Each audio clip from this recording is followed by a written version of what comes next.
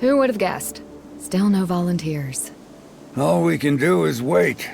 When the other road's blocked, anybody trying to sneak out of town will have to use the Merchant's Gate. Well, there is one other road.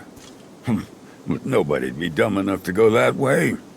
I told that big friend of yours to park himself in plain sight. You better hope this works, old-timer. Or we'll be responsible for whatever happens. I wouldn't worry too much about that. I've got a hunch luck is on our side. Captain, I think we got something.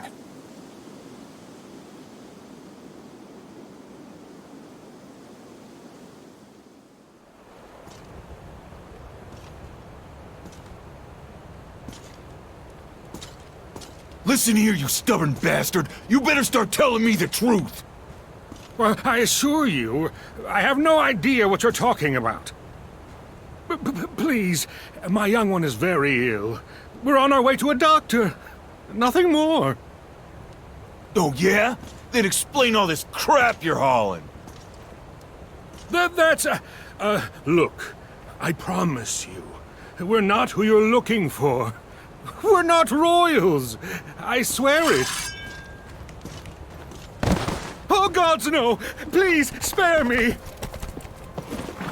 Enough! Francisco, what the hell is going on here? Where are your manners? I was just, Please, sir, accept my humblest apologies. If I may introduce myself, my name is Eden. What do you want with us? It's an honor to finally meet you, my lord. What? Who are you calling my lord? I'm no noble.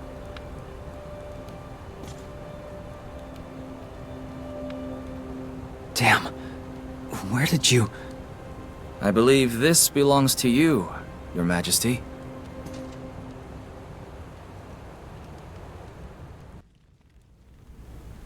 If you've come looking for some sort of favor, you could have just asked. You didn't need to threaten us. Oh, if we were to be interrogated, the least you could do is offer us a drink. Ah, if it's a drink you're after, that happens to be my specialty. Care to take a stroll, friend? I'm not going anywhere with you. If you want to speak, we can do it right here.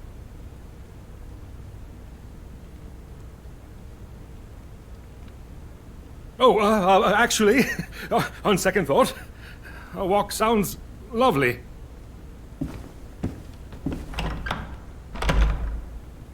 I must apologize again for disrupting your lives here. There was no other way to locate you. On behalf of High Commander Isoro, we would like to see you crowned king, Your Majesty. King, huh? I'm no king. If you want to be ruled so bad, go talk to Ludovictus. Ludovictus is a conqueror and a tyrant. Benerio needs a leader people can rally behind. It's your birthright. Birthright? That word is the reason I've lived my life in hiding, and why I'll continue to do so. But don't you see? You don't have to hide anymore. If you were king... And what if we lose? I'll surely be the first to die, being king and all. I know you're afraid, Your Majesty, but Isoro has no intention of losing. Speak with High Commander Fenice just once, and I promise you'll be convinced. Fenice, you say? That's a name I heard from my father many times. And what did he tell you about them, Your Majesty? That House Fenice were our sworn allies. The ones we could trust when all else failed. And you still can. High Commander Fenice is a man of his word, and his family swore to protect yours. I have no doubt he will protect you, Your Majesty. What did you say your name was again? Eden, Your Majesty. Eden. All right. I'll take you up on your offer. You won't regret this. I swear it. 戴冠式の前に雑談します。 Out of the way! You're in the presence of the king's uncle! Oh, blast it all. Where's a man supposed to get a drink around here? You there? Oh, wait, you're, Hello again, your lordship. You can settle down now. I'll have someone see to your needs as soon as I can. Finally! Someone that gets it. Not just now, but the other day, too. You somehow managed to convince Abramo, rather, His Majesty, to come out of hiding. I don't know how much I had to do with it.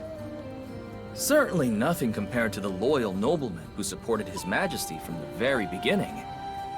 Nobleman? Oh, feels nice to be called that again. Oh, I can't even begin to tell you how much effort I put into keeping His Majesty's identity a secret. Oh, these years. Skulking around in the gutter like vermin, just to keep out from under the Empire's gaze. Oh, I suppose it was all worth it in the end.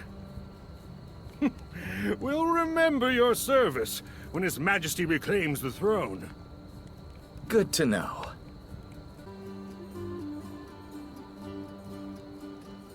What do you think of our camp? Different than you're used to, I guess. Yes, but I imagine not in the way you expect.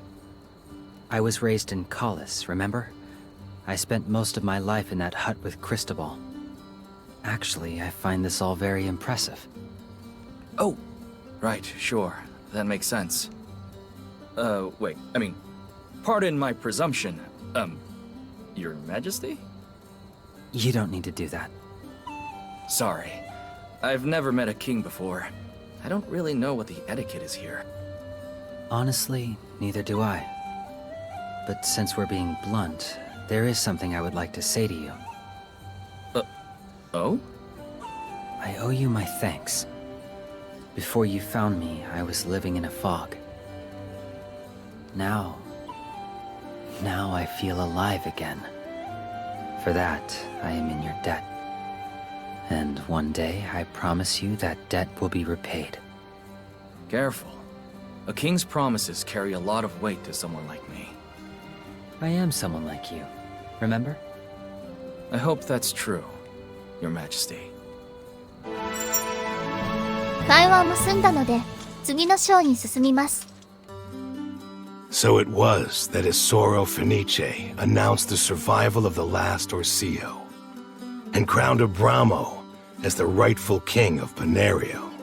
From that day forward, the former royal houses of Artemisia began to dispatch envoys to Castilian to offer their respects. Of particular note was the arrival of the once great Siegwolf family from the province of Lamprecht, seeking rule over the city of Hullisburg.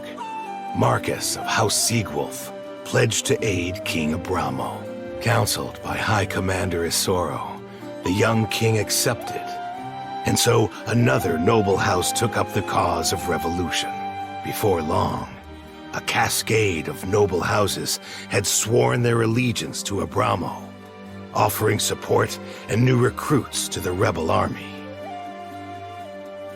Shortly thereafter, a coronation ceremony was held in Castilian. The province of Benerio was declared an independent nation once more, and the people offered their hearts to their new king, as did two young men named Eden and Ballastar. Meanwhile, High Commander Caspar of the Imperial Army defeated the forces of Corel and Pau and began marching toward Linoy. This kind of movement is certainly a puzzle. Now that Caspar has dealt with Corel and Pau, he'll no doubt want to marshal his forces in Linoy. This is puzzling. By all rights, he should have marched on Castilian the instant he caught wind of a new king. Elias, what are your thoughts on this matter? Caspar's a seasoned leader. He survived many difficult campaigns. Though our momentum is slowed, we've built a solid line of defense at the front.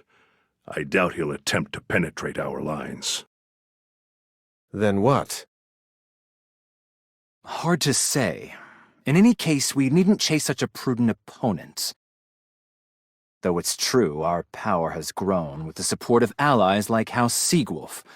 We need time to shore things up. If the Imperials are advancing cautiously, we'd be wise to do the same. No. Our preparation is more than sufficient. We cannot afford to squander precious time while the Imperial army rolls toward us. We squander nothing. Our troops are not yet ready. Mine are. I'll defeat the Imperial army myself. I beseech your orders for departure. In moments like these, what matters most is striking at the right time.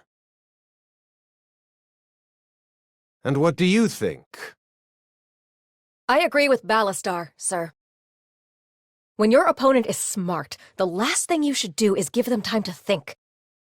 Sooner or later, we have to throw the first punch. Unless we plan to let Caspar dictate the whole war. All right, I'm convinced. We've laid low long enough. With a new king on the throne, the time to push has come. Everyone, please make the necessary preparations. The rebel offensive starts now. For this mission, I would like to appoint Ballastar as commander and Eden as his vice-commander. I humbly receive your orders. I humbly receive your orders. You both have my full confidence. What troubles you, Uncle? Fretting for your poor young nephew's safety? The opposite.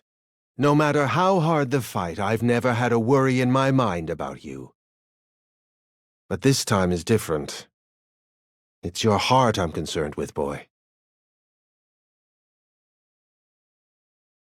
I know your hatred of the Empire well. Share it even. But be careful swinging around all that anger and wrath. This anger and wrath is what will secure our victory. I have no doubts about your triumph, but that rage is a double-edged sword. Mind how you wield it. Noted. I appreciate your counsel.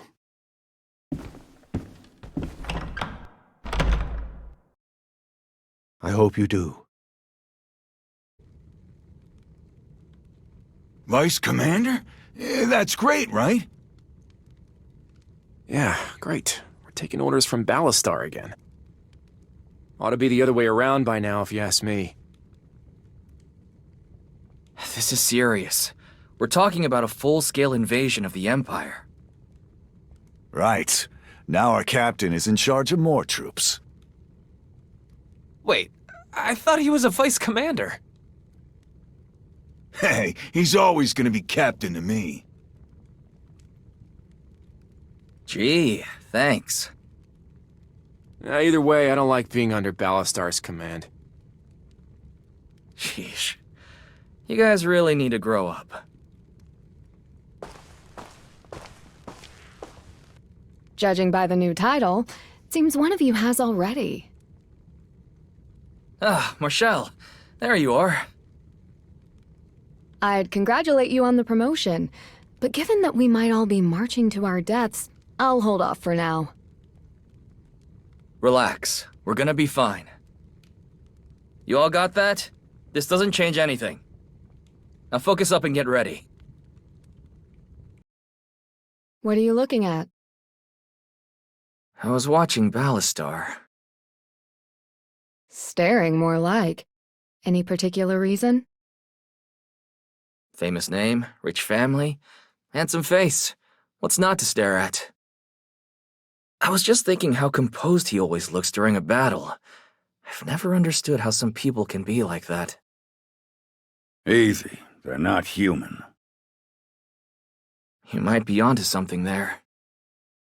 When we were deciding whether to launch the offensive, that was the most excited I've ever seen him. Everyone else wanted to play it safe until Ballastar spoke up. That's the only reason we're here right now. Excitement, huh? Dangerous thing in a war, if you ask me. Agreed. Passion has its place, but in a leader, it also has its risks. That kind of concerns me too. You think he has some kind of axe to grind? Why don't you ask him yourself? I'm curious as well.